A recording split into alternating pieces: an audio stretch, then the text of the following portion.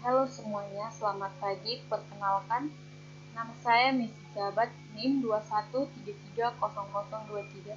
Saya dari grup KA21B. Di sini saya ingin mempresentasikan tugas SBD yang keempat, yaitu yang berjudul Normalisasi Database. Normalisasi database adalah cara pendekatan dalam membangun desain logika basis data relasional yang tidak secara langsung berkaitan dengan model data, tetapi dengan menerapkan sejumlah aturan dan kriteria standar untuk menghasilkan struktur tabel yang normal. Istilah normalisasi berasal dari E.F. Ford, salah seorang perintis teknologi basis data. Anomali adalah proses pada basis data yang memberikan efek samping yang tidak diharapkan, misalnya menyebabkan ketidakkonsistenan atau membuat suatu data menjadi hilang ketika data dihapus. Macam-macam anomali terdiri dari yang pertama, anomali peremajaan. Anomali ini terjadi bila ada perubahan pada sejumlah data yang mubazir, tetapi tidak seluruhnya diubah. Yang kedua, anomali penyisipan. Anomali ini terjadi pada saat penambahan data ternyata ada elemen yang kosong dan elemen tersebut justru menjadi key. Dan yang ketiga, anomali penghapusan. Anomali ini terjadi apabila dalam satu baris ada data yang akan dihapus sehingga akibatnya terdapat data yang lain. Bentuk normal. Bentuk normal adalah suatu aturan yang dikenakan pada relasi-relasi dalam basis data dan harus dipenuhi oleh relasi tersebut pada level-level normalisasi. Adapun level yang digunakan pada normalisasi antara lain yang pertama, bentuk normalisasi pertama atau 1NF. Dalam setiap mengawali pembentukan data, pasti akan ada data atau form yang tidak normal. Maka dari itu, dengan menormalkan data agar menjadi data yang akan digunakan normalisasi pertama atau INF. Yang kedua, bentuk normalisasi kedua atau 2NF.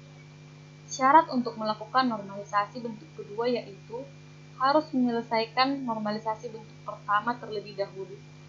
Di dalam normalisasi kedua, atribut bukan merupakan kunci utama. Namun, untuk membentuk normal kedua harus ditentukan kunci-kunci dalam setiap field suatu form tersebut, dan kunci field harus unik dan bisa menjadi wakil untuk atribut lain yang menjadi anggota lain. Dan yang ketiga, bentuk normalisasi ketiga atau 3NF. Agar dapat menyelesaikan normalisasi bentuk ketiga, maka harus menyelesaikan normalisasi yang pertama dan kedua terlebih dahulu.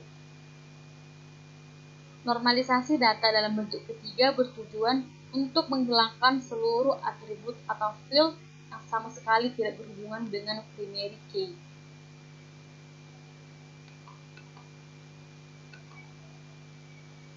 Di sini juga ada kasus yang membentuk normalisasi. Yang pertama, normalisasi bentuk pertama atau 1NF. Di dalam tabel tersebut ada terdapat NIM, nama mahasiswa, tanggal lahir, kode subjek, nama subjek, nilai, SKS, dan bobot. Pada tabel di atas ini sudah termasuk dalam bentuk normalisasi yang pertama, tapi data pada tabel tersebut masih terdapat redundansi atau duplikat data setiap field.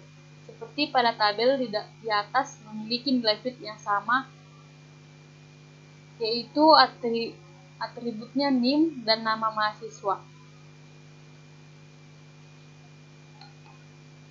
Yang kedua, normalisasi bentuk kedua atau 2NF. Pada tabel pertama, ada terdapat NIM, kode subjek, nilai, dan bobot. Pada tabel pertama ini memecahkan tabel dari normalisasi bentuk pertama dengan mengambil atribut NIM, kode subjek, nilai, dan bobot, di mana atribut tersebut memiliki ketergantungan dan keterkaitan terhadap atribut NIM yang yang merupakan primary key atau kunci dari tabel tersebut. Tabel yang kedua, terdapat kode subjek, nama subjek, dan SKS. Pada tabel kedua ini memecahkan normalisasi bentuk pertama, tetapi diletakkan dalam tabel kedua dengan atribut kode subjek, nama subjek, dan SKS, di mana atribut kode subjek merupakan primary key atau kunci dalam satu form.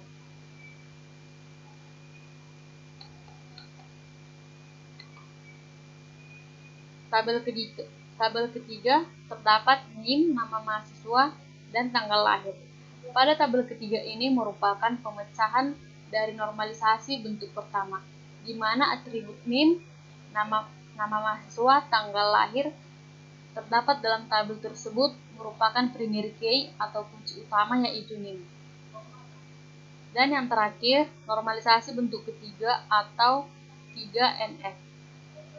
Pada tabel pertama terdapat NIM, kode subjek, dan nilai. Pada tabel pertama ini terdapat dalam normalisasi bentuk ketiga yang merupakan pemecahan dari tabel pertama yang terdapat dalam normalisasi bentuk kedua, yang dimana atribut NIM, kode subjek, nilai memiliki nilai-nilai sendiri dalam setiap field. Tabel kedua ada nilai dan bobot. Pada tabel kedua ini terdapat dalam normalisasi bentuk ketiga yang merupakan lanjutan dari pemecahan tabel pertama yang terdapat dalam normalisasi bentuk kedua, yang dimana atribut nilai menjadi primary key atau kunci utama dan diikuti oleh nilai lainnya sebagai atribut yang ketergantungan pada kunci utama, sehingga data tersebut menjadi data yang minimalis karena user tidak kebingungan dan menyusun database yang tersedia dan mudah untuk dimengerti. Demikianlah hasil presentasi yang saya bawakan ini. Jika ada kata-kata yang salah, saya mohon maaf. Terima kasih.